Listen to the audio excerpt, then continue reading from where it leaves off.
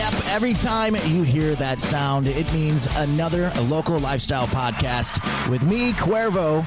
Yeah, episode 8. This one's going to be a fun one, I can tell you that. It's labeled College, Tigers, and Bears. Oh, my. And my special guest today is Michael Frizzell.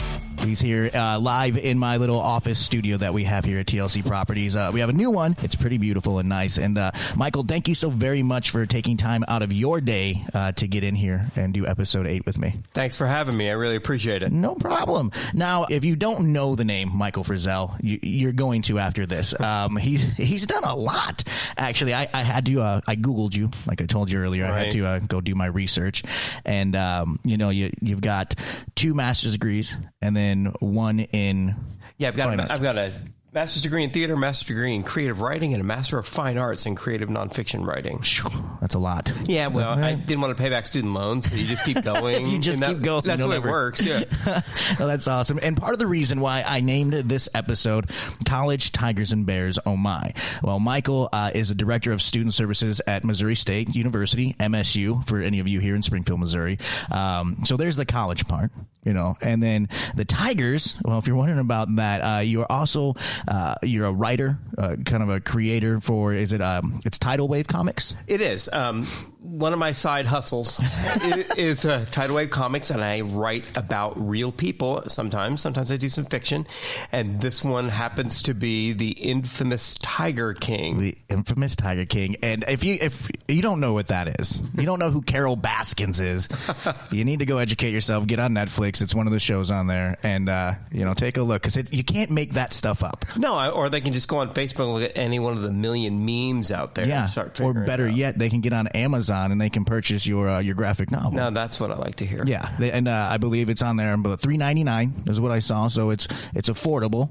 And 22 pages, so it's an easy read. It's a graphic novel. If you don't know what a graphic novel is, I grew up on them. Even Walking Dead, those kinds of shows were all graphic novels. I was looking into it. It's interesting. Like, I might go buy that one. In fact, I'm gonna go buy it because I love the Tiger King show on Netflix. And some of the other ones that Michael, you've done in the past, the most recent ones are the Fame, Ozzy and Sharon Osbourne. So I'm guessing that's going to be kind of more realistic based on their lives? Yes. Yeah.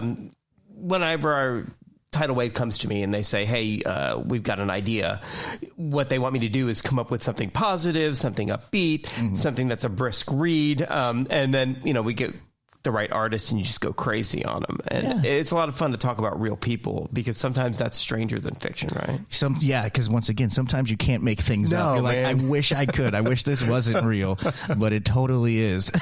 So, that's a little bit of your background. And I know there's a list more. Like, you seem like you're very active within Springfield, just always keeping yourself busy. As a writer, you want to always find new avenues and things to talk about and write.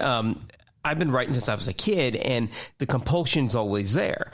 When I was younger, I used to write on my pants and on the floor. And Did you get in trouble a lot for that? All the time, man. And, I was starting to take indelible markers and write on my jeans, and that's when you really get in trouble, right? But I used to carry a notebook with me everywhere I went and wrote down ideas constantly. And I have this now, a couple hard drives just full of just text files that were old ideas that I've scanned or rewritten over time just to kind of keep it.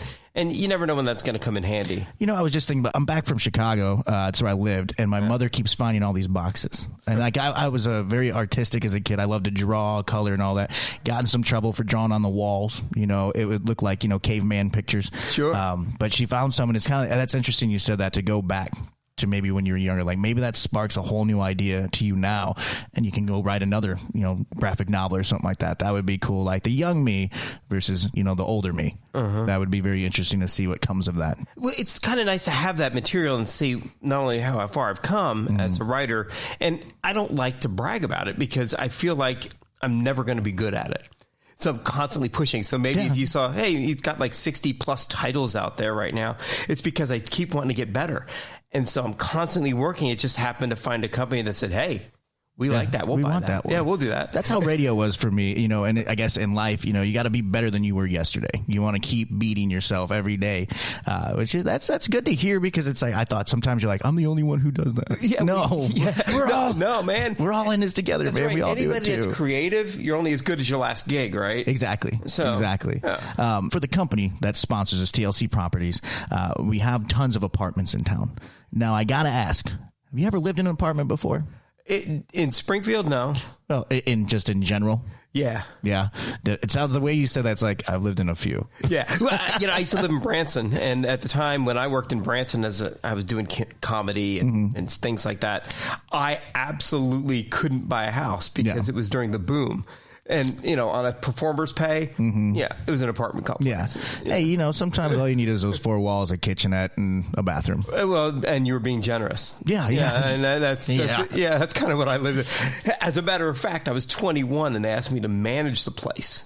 Really? Yeah, because I was the only one probably responsibly paying rent on time. Yeah, we can give this guy a break. You want a job? You seem like you're good at what you do. It was a hard job because every day I was out there making sure the parking lot was clean, that, I was shoveling snow off walks. I was making sure that the residents... There's snow down here? As long as I lived here, there's very little. Coming from Chicago, though, it's not snow. This would have been the late 80s, early 90s. Okay. And we had some snow, and I remember thinking...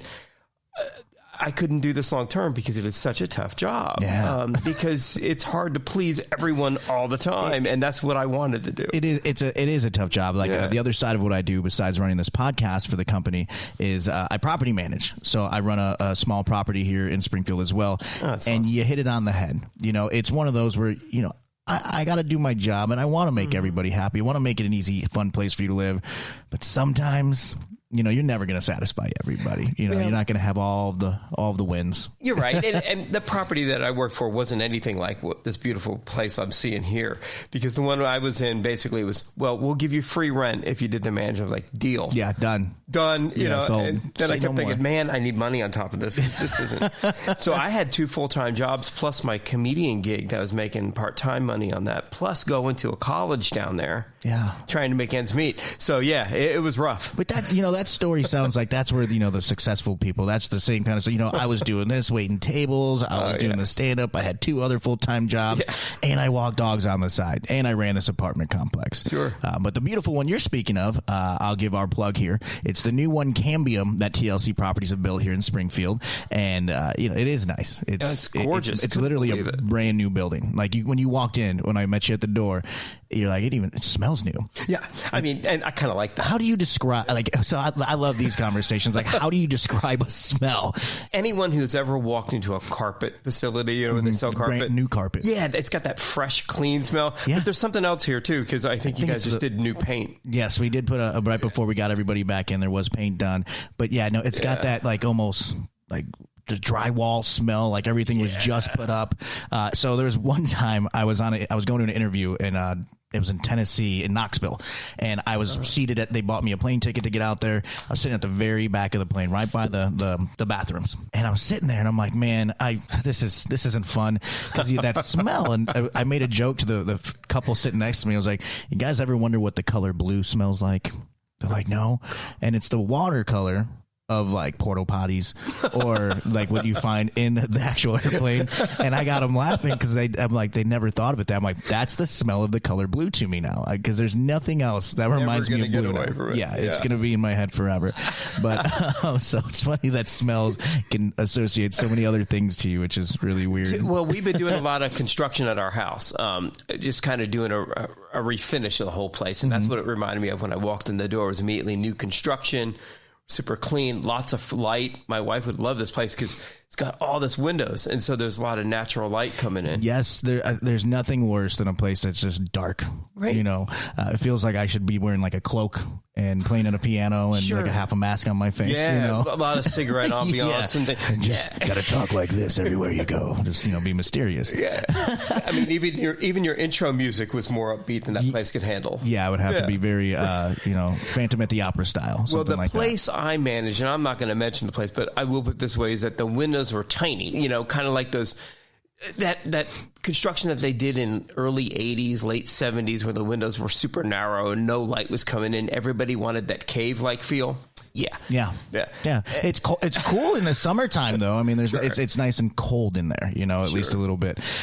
So there was something I read when I was going through and trying to figure you out online. That says you're really good at, to analyze, evaluate, solve, and make decisions regarding problematic situations. Now, what that brought up to me was what we're just coming out of. So we tapped on that just for a second, and even moving forward now with this new normal and all of that, how has what you do for that job, how has that kind of hit you, getting you through it and getting you into this next level, this next phase? Kind of just, we're coming out of it, we're becoming normal humans again. We're interacting face to face, like you said, oh my God, another human. Right. Hi. That I'm not looking at through Zoom. Yeah. It was weird. The university pretty much had me working from home since March 9. Mm-hmm. And so I've been shut up. But now a lot of creatives, especially at the big two comic book companies like Marvel and DC, they were told pens down, stop working. And I kept thinking, that's crazy. If I were working for one of them, I mean, that's the dream, right? Yeah. If I were working for one of them, I would. This is a creative time where you're shut up in the house alone with your demons. Let's use those demons, baby. It's time to create. And so when my company came up to me and said, "Hey, no pencils down. We got some crazy ideas like this infamous Tiger King comic." He basically said to me, "I got the world's best idea right now. Are you in?" And I said, "I don't even know what it is." And he said, "Oh, dude, you got to go to Netflix and watch it." And the first episode, my wife and I watched, and we sat there in blank stares for a minute. That's how I felt after the first episode. I was like, "There's no way this is real life. There's no way." Oh, why are these people making these dumb decisions? This is fantastically dumb. And so I got on Messenger with him. I said, "All right, I'm in. What do you want me to do?" He's like, "I have no idea. Just cut loose." And I think that was the interesting part, is that I'm working from home, so the work-life balance was already blended together. The university had me doing all this stuff, and I thought, as a creative, this is a really ripe time, because my mind is now wandering. I'm just watching reruns. It's time. There's no big movies coming out. Mm-hmm. Books even slowed down. What am I doing here? So I wrote a lot. I've got 2 major projects that were in the works simply because we didn't put pencils down. Okay. The artists have been working, and I've been interviewed all over the world. The last podcast I was on was from New Zealand. I wish I had. I would love to go to New Zealand, because that's where they shot a lot of Lord of the Rings. That's right. Go on. I don't know if I could make that walk. I'm pretty out of shape and lazy. I don't know. Oh, yeah. Oh, no. I'm an inside person, man. Yeah. There's no way I'm Give doing me something with wheels. I'll do it. I'll speed that process up. But I think that was the beauty of being shut up for a while, was that I was still working. I was lucky. I was one of those people who, we didn't have a shutdown. Mm-hmm. The university's in a healthy position. So I was working during the day on my university job, and then on the nights and weekends, I was writing from the other side hustle. And so it all kind of came together in this beautiful way that I was able to keep my mind off of some of the horrors outside my door. And that's awesome to hear, because when I was thinking about what we were going to discuss today and just the next episode, and looking at your background and everything that you've done, I was like, oh man, he's extremely creative. And that's great to hear. And I'm sure there's a lot of friends that I know that took advantage of that time, whether it was to get in shape, put on weight, do something, and everybody had their own reason for doing what they did. But that is great to hear that throughout it. Look at what's coming out. I can't wait to, honestly, when I go purchase this, I'm excited, because with a lot of the research I did on it, I love doing research in general. History is one of my old, I'll call myself, I love history. I loved it ever since I was a kid. So I like digging into things. Now with this one, I heard the artist on it. Mm-hmm. He literally was just using Crayola markers and a pad of paper. He was. His name's Joe Paradise. Now we'll get to that. It's right. Joe Paradise. I want you to remember that, listeners. Okay. Yeah, because we can't make up that name. Yeah. Right? Once again, you can't make that up. His real name is Joe Paradise. That is his real name. Okay. Let's just get into it really quick before I forget. So Joe Paradise is his name. That is the most killer name I've heard for an artist. And then Joe Exotic is the name of one of the main characters in Tiger King. So this is it's almost destiny. It was meant to be. Well, he was one of the ones that actually came up with the idea too, because he was talking to our publisher. Mm-hmm. And they were like, oh, we got to bring Michael in on this because it's too crazy. And almost everyone's asked me about that name. You know, it's like, is this real? Is this a pseudonym? Like, no. Look him up. This guy's legit, man. Yeah, he's based off the East Coast, and he's been a rock artist for a long time. And he was just having problems with his iPad and stuff. And he thought, you know what? The hell with it. I'm not buying a new computer. He picked up his Crayola markers and he started work. It kind of kicked it old school with it. Oh, and I love it. So one reviewer who's seen some of the preliminary work described the pages that look like a carnival guy that was drawing your portrait. Okay. He suddenly cut loose on a comic book. Yeah. And I think that's really good. It's kinetic. It feels like it's alive and happening. It's really a lot of fun. Gives it a different spin too. No, from what I saw online, I mean, it looks awesome. It's fun. Fun. And the fact of like when this was all created, like, wow, everybody just took everything they had and you went with it. That's right. And I hope it's extremely successful for you because you're just the Tiger King. Come on, you can't get past that. I can't get past it. Sure. But something that's also going on in town, since you work for the university, a lot of students being misplaced. Sure. For a lot of things going on. And our company here, TLC Properties, we are still open for business, which is the one thing, like I said, it's so awesome being able to see humans again and interact with them, just hold a door open for somebody and say thank you, or they'll ignore you and keep walking.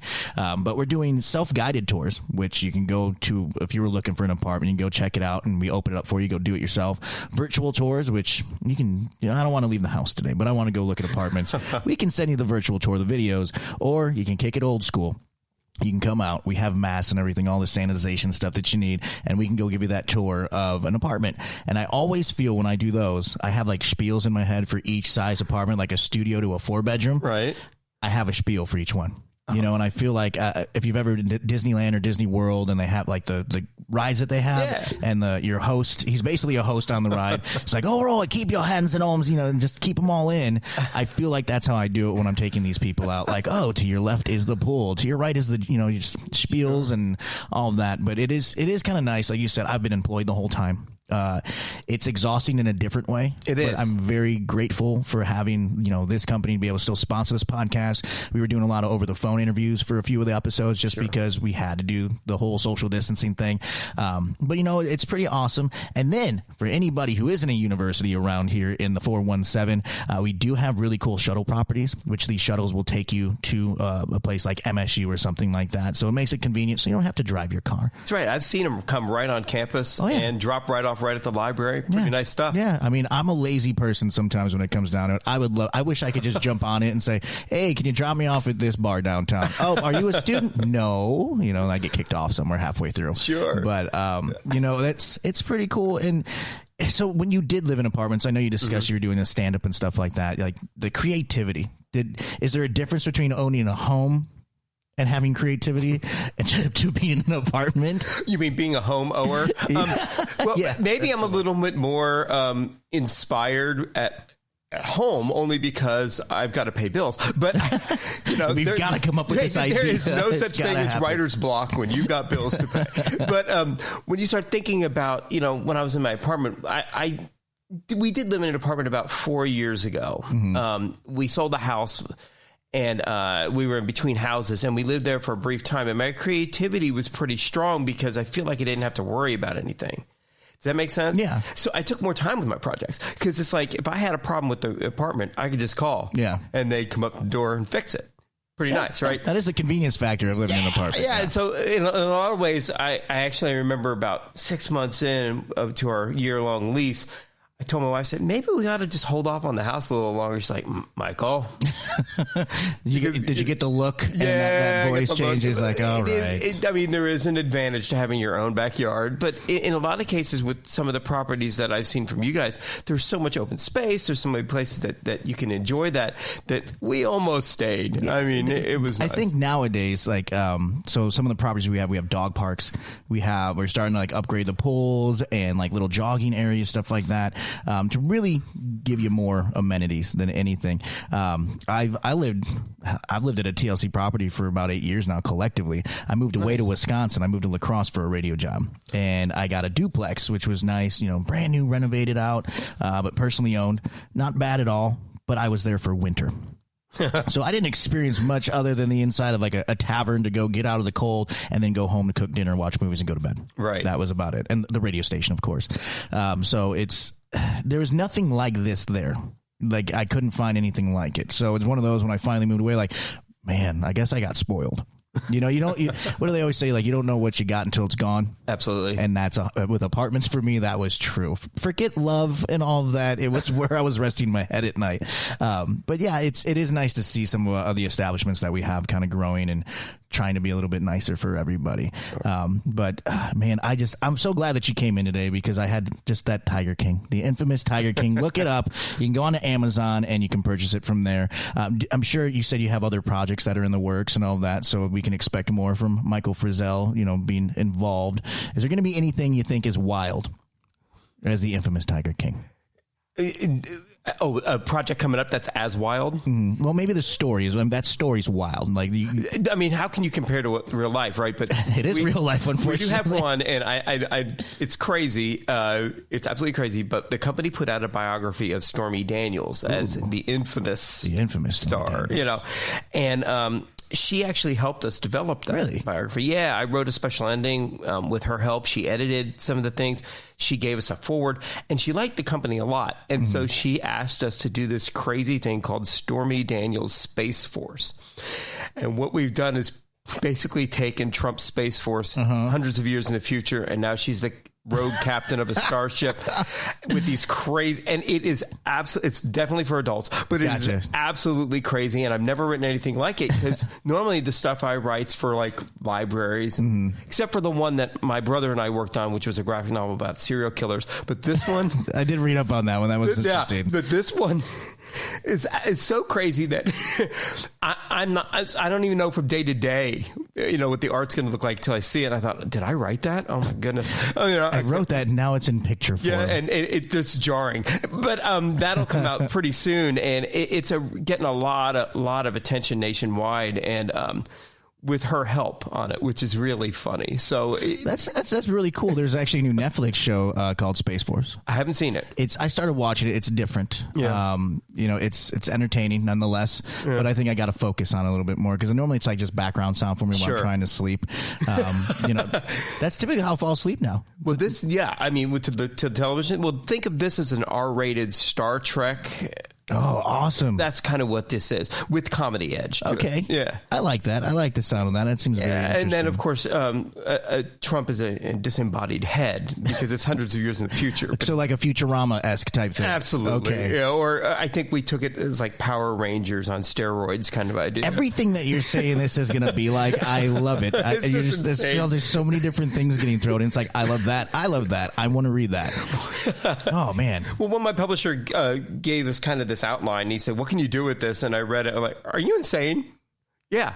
In a good way. Yeah. Let's do this. I think you need to be a little bit. Let's do this. To get through it's been a lot of fun. You got to be insane just to get through this life in general. Just a little bit. Everybody's a little crazy, but insane just enough to get through it. Oh, yeah, absolutely. It's actually broken up kind of the boredom of just, interviewing students on Zoom and doing my job remotely and then suddenly getting to do this something crazy.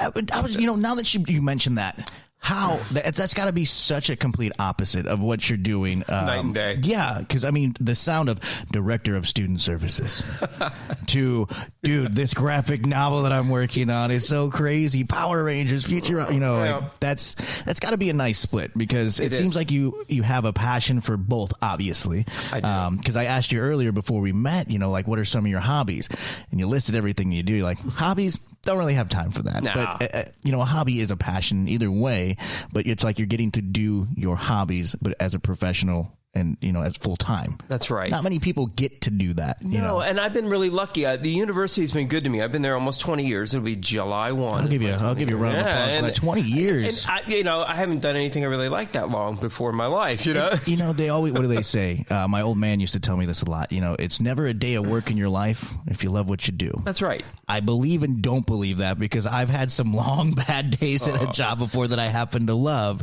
but it's a job nonetheless. That's right. And this job, when we moved online, it was tough. And I will say that I was putting 12, 14, 16-hour days trying to get things ready for students because my job is about student learning support and making sure that they feel comfortable. And when we shifted online, it was jarring for a lot of students. And I think my job was to make sure that they had the support they needed when they need it. And that's the cool thing about my gig is that I can be there when students want us and out of their way when they don't need us. So I just got to be ready at a moment's notice. And in a lot of ways, writing is like that too, in that the publisher could call me overnight and say, I got this weird idea. What can you do with it? And then I got to hammer it into something reasonable. Like, I had this Betty Page comic that we worked on. I was going to bring that up. Yeah. I saw that because I actually have a signature from Betty Page. Do you really? Yeah. My buddy got it for my birthday. I'm so jealous. It's in the bathroom. That's where it sits. But That's it's amazing. It was really cool when I got that. Yeah, well, they called me and said, we want to do a fiction book. What do you got? And he goes, I said, how long do I have? He goes, you got 48 hours to make a pitch. Good luck. Oh, dude. And so I came back with this pitch that she was a reluctant spy recruited secretly by the government. I love the way your brain works. Right? That is so awesome. To infiltrate. And they said, okay, we love this idea. Now we got to take it the next step. I said, what do you want? The company wants aliens. I'm like, what? So it was kind of an X-File-ish kind of thing where I had this UFO crash in Russia, and Russia right after the World War II was using this technology to develop new weapons, and Betty Page needed to get it. That was the comic that I wrote. I love how your brain works. That is so awesome. And then the villain was this female general who was grafting parts of this robot they found to her own body to make herself like this ultimate warrior. So it was warping her mind, and Betty, so it had this whole thread of woman against woman about this ideal what a person should be and versus not, and then of course the science fiction angle and the monsters, and the thing about the technology was no man could get it. That's why they had to recruit somebody. Okay, and so it was Betty Page that had to be able to get close. And yeah, it was nuts. If you don't know who Betty Page is, look her up because that will make this story even better for you. So now, that's the stuff I have to come up with sometimes in a day. That's awesome. And okay, so I've said this a lot to people, like somebody needs to make a movie out of your life. What I'm going to do is I'm going to start writing stuff down. I'm going to send you some and be like, you've got 48 hours. Give me your best because this is ridiculous life here. But no, that's so awesome that I've had this conversation recently with some friends, like how everybody's just different. It doesn't matter if you're best friends or not, but everybody's different for whatever those reasons are. Right. For creative people, how the brain works, like just how everything you just explained.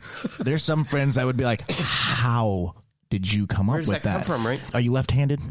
Well, yeah, I'm ambidextrous. But I'm left-handed when I was younger, and then as an adult, they forced, as a kid, I was in the hospital a lot, and they would force me to write with my right because they said, you're left-handed and redhead, so clearly of the devil. We've got to fix this, right? You got the mark of the beast. Yeah, you got. So now I write poorly with both. Okay, yeah, because I'm left-handed. So, and like I said, I actually do like to read a lot. I don't like admitting that to people because I'm kind of a goofy guy. I have that to uphold. But left-handed people are typically more artistic. And even Einstein. He was left-handed. I didn't know that. I see facts. If you ever want to go play trivia somewhere, I'll come with. We were a plethora of useless knowledge. Oh my God! Every time I think of the word plethora, I think of Three Amigos. Yes. So would you say he has a plethora of piñatas? See, like I said, useless knowledge in this brain. Right there. But Michael, I want to say thank you so very much. I'm going to wrap it up here, right on. So you can get going because I know you're a busy man. What I've looked up on a list of things, you've got something probably going on at all times. But no, Michael Frizzell. He came in. That's who it is. That's who we've been talking to. Make sure you check him out. You can go online. You can Google him. We can get onto Amazon. You can check out all the graphic novels that he's done. And one of the most recent ones is the infamous Tiger King. Okay, you got to stick with that one because you can't make that story up alone. And we just heard how Michael can take something so small, like just a paragraph, like, hey, that's what I want, and he can turn it into robots. And I'm so excited to read. I'm gonna go back and read a lot of your stuff now because that's just so crazy how it can go from this very simple thing to boom, it's this whole creative awesomeness. Well, I think that's the cool part, is that you get good partners too working together, and just something happens. You vibe together. Yeah, that's how it works. But once again, Michael Frizzell, look him up, and one of the recent ones that he's put out there is a graphic novel, Infamous Tiger King. Okay. And there are more than 60 other graphic novels that he's put out there. So make sure you give it a look. I'm going to do it because it sounds very interesting. Also, thank you once again, coming out here, Director of Student Services at MSU. If you do go to MSU, go say hi. You know, if you get time, go say hi to him because I'm it'll in help my you out. library. Check me out. All right. Thank you very much. That was another episode 8 here of the Local Lifestyle Podcast. This one is called College, Tigers, and Bears. Oh, my. We'll check you on episode 9. Take it easy.